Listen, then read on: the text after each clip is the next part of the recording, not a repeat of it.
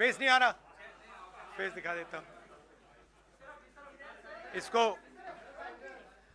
इसको अच्छी तरह देखिए। ये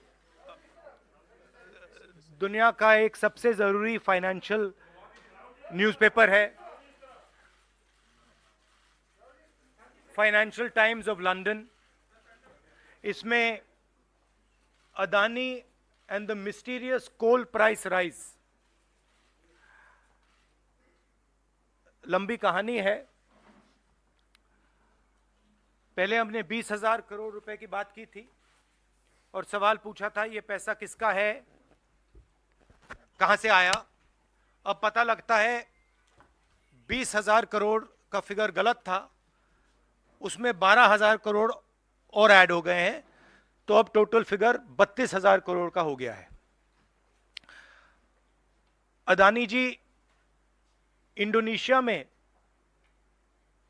कोयला खरीदते हैं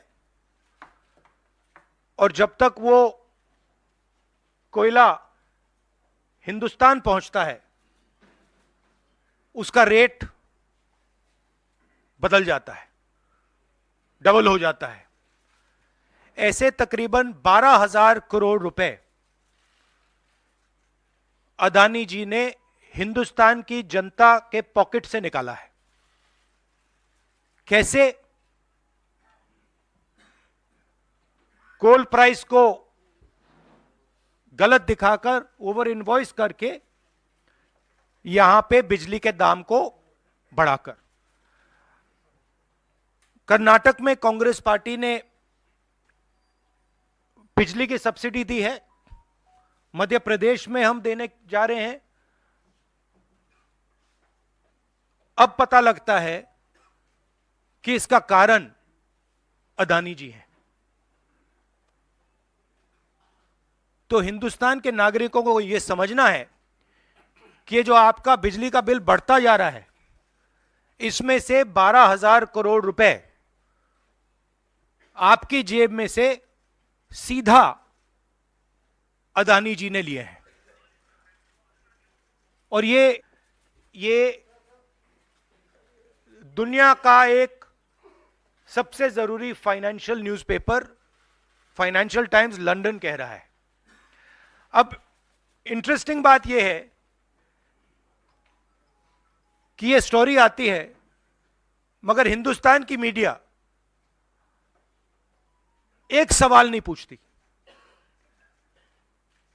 बिजली का मामला है, गरीबों का मामला है, सीधी चोरी का मामला है, मगर हिंदुस्तान में किसी भी अखबार को, किसी भी मीडिया चैनल को इसमें इंटरेस्ट नहीं है। There is a story in the Financial Times, one of the preeminent financial newspapers in the world, where they are clearly stating that Adani and the mysterious coal prices.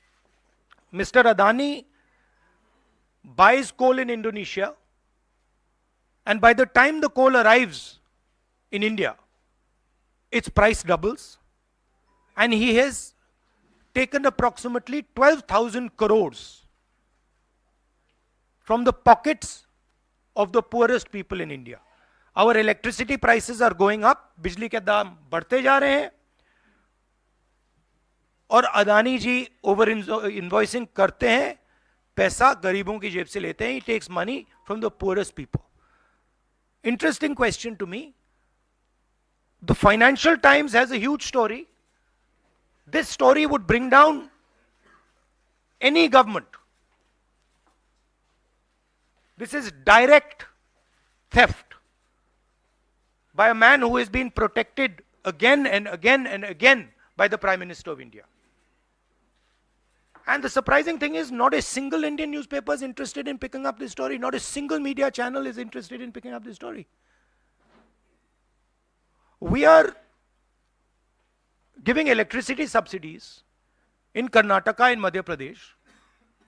And while we are giving electricity subsidies, Mr. Adani is over-invoicing coal and stealing directly from the people of India. And I don't understand why the Prime Minister doesn't comment on this. This cannot happen without the protection of the Prime Minister of India. It is impossible. So the question is, why is there no action being taken on this gentleman?